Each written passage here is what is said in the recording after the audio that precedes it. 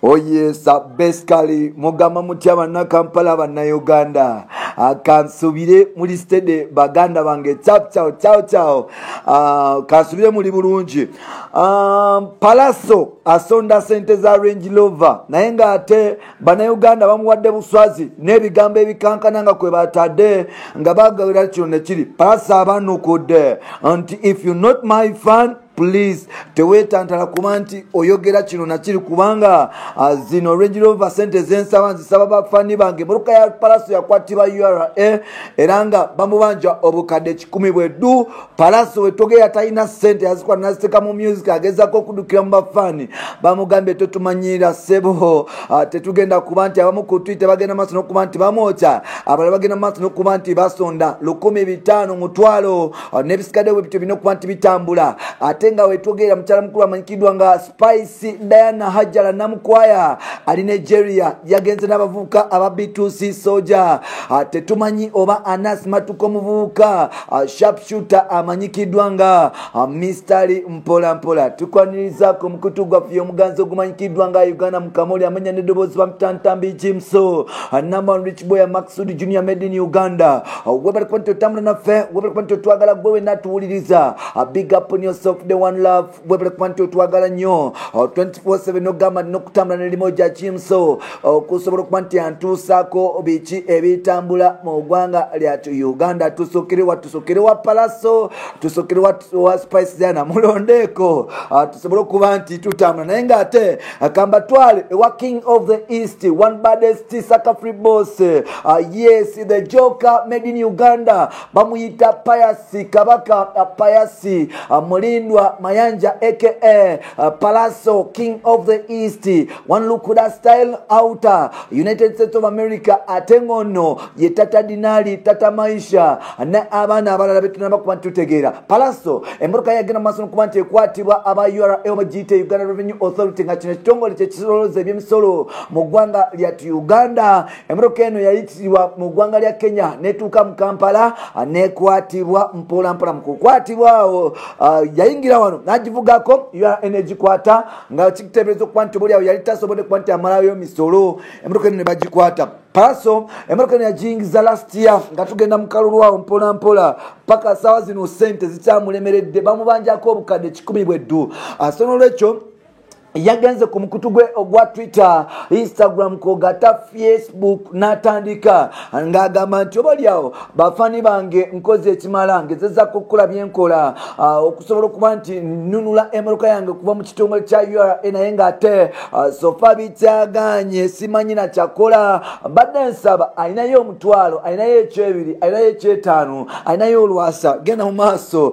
n'okuba nti obalyawo olunteekera ku simu era ng'ennamba ye gyataddeyo ya Airtel ne MTN ye empya ya MTN SMF 15 eri registered mu Pius Mayanja Palaso mu manyege gindi kugatana Airtel wanono Palaso yes bafani batanso kuba nti bamubukira mamu especially ku Twitter kabagamba Palaso lwaki otatuka bate bana Uganda bali bubi bavu tebalina sente bichi lwaki ogenda maaso nokuba nti obasaba sente wanono twabadde tulaba omuyimbi mu Nigeria amanyikidwa nga Obio David muyite Davido Uncle Obio yageze maaso nokuba nti akikola ku Twitter Nigeria nasaba bafani be sente amaliriza nga afunye mu one night nga afunye 1 million naira wano yinzo kuzigata mu sente za Uganda obukadde 10 ngana kamu yagenze okuziwa bati nga mu million eya dollar mpola kati sente Davido zali mu ntonotono like sintonotono nga bobadde kisubira nti Davido kati yomu kuba yimbi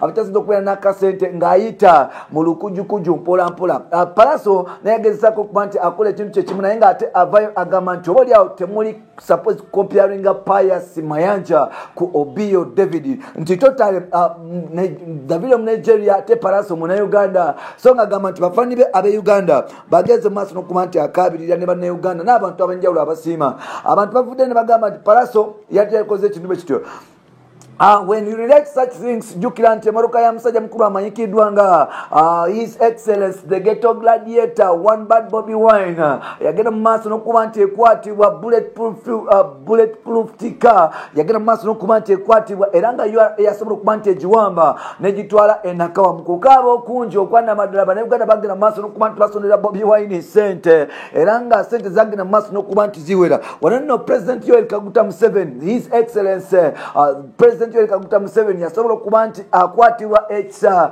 n'agamba URA esobola okuba nti ediza Bobby Wine emmotoka era nga Museveni yasobola okuba nti adiza Bobby Wine emmotoka ye. Bobby Wine saawa zino alina emmotoka ye nga President Museveni yamusabira okuba nti oba oliawo agite akola ki emudizibwa mu bitibwe ebyenjawulo. Ghetto Gladiator yawona okusasula omusolo, Palaso akyakaba na musolo. So bwena ali eyo alina 10,000 kakade. Genda mu maaso osobola okuba nti osevinga King of the East, One Saka Free Boss, Pius Mayanja okusobola okuba nti oba oliawo asimatuka n'okuba nti awona. What's up people? I first of all want to say thank you to everybody that joined the fundraiser.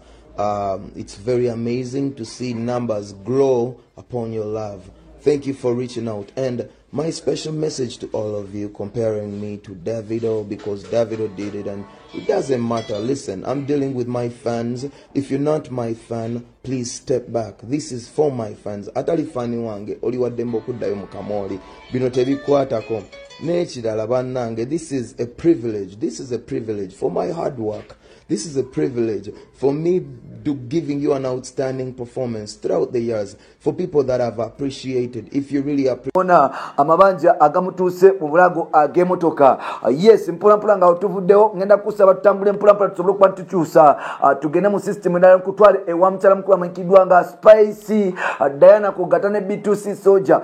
Spice Diana wetogera ali mu Nigeria, gyagenze okuba nti bakola ebintu ebyenjawulo n'abavubuka ba B2C Soldier. Abavubuka bano bali Nigeria era nga obolya ekisinga obukulu why Uganda music yaganya okuba nti crossing over those in those countries naye nga ate still tekituyamba kuba nti tugenda Nigeria. Now Spice mu kuba nti agende Nigeria waliwo ebigambo ebyatandise bulungi okuba nti byogera. Jukira Spice yabaddeko alinako crash ku musajja mukulu amanyikiddwa nga Mr. atamanyi oyo muvubuka gwe bagenda maaso n'okuba nti bagaza Rema Namakula, bagenda maaso n'okuba nti bamwagaza Diana Nabatanzi. Babadde ne love affairs wakati wa Diana Nabatanzi n'oyo muvubuka era nga obolyawo omuvubuka ono bagenda mu maaso n'okuba nti obolyawo kigambibwa okuba nti betokosa amatooke ne Diana Nabatanzi. So far it is not even yet confirmed naye nga ate Diana yavayo n'akubago awo endulu n'agamba nti mulekerawo kunsibako omuvubuka. Now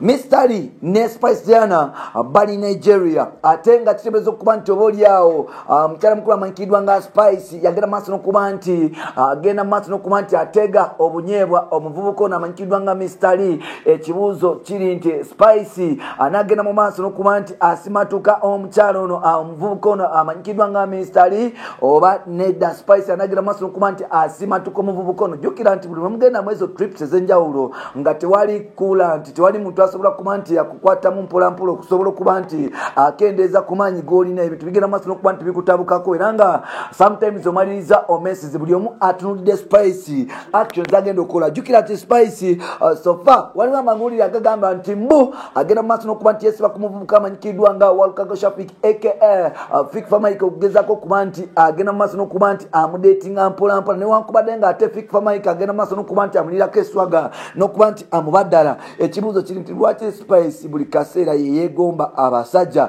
Waliwo agatambula nti musajja mukulu amanyikiddwa nga Edisa Kenzo Musuuza yasobola okuba nti ayitayo mpolampola n'akwatamu mbu ebyo byonna byambu. Sijja confirminga nti kino nakino mbu yagenda maaso n'okuba nti akwatamu mpolampola era mu kuba nti akwatamu era ebintu ne bitambula nga bwe byali tambudde. Awo ono Musuuza kuvayo n'okuba nti akyusa system n'agendako ewa Pia Pounds mukyala mukulu oyo twende tupaate. Yes n'ebintu ne bigenda nga bwe byalina okuba nti bitambula ne remix ne bagikola ate nga wabaddewo olugambo olutambula nti obolyawo Edisa Kenzo Musuuza yasobola okuba nti agendako newa mukyala mukulu amanyikiddwa nga Lydia Nabawanuka Jasmine okusobola okuba nti akola ebintu nga bwe bali badde nga bitambula. So far mukyala mukulu amanyikiddwa nga Spice ali Nigeria bagezaako okuba nti bakwasaganya nsonga however much ensonga ez'abatutte e Nigeria ne ba B2C soja tetunaba kuba nti tuzitegeera naye ng'ate wetwogera current location gye balimu bali Lagos Nigeria. So yeyo ebintu nga birina okuba nti bitambula. Bwe wenna alina ku kasente agenda ku peje za Palace omusonde y'akasente yeetaaga $1,000 okujja Range Rover ye.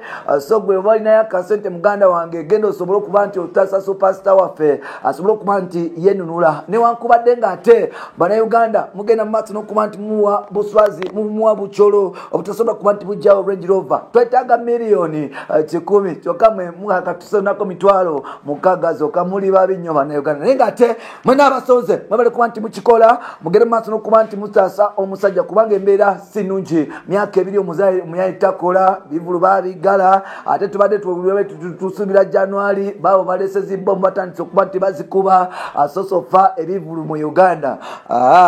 Twabisiibudde dde bampitantambi Jimso number 1 rich boy Maxudi Junior made in Uganda. Mwebale kuba nti mumpuliriza until next time kansobole okuba nti nkomawo. Ciao ciao.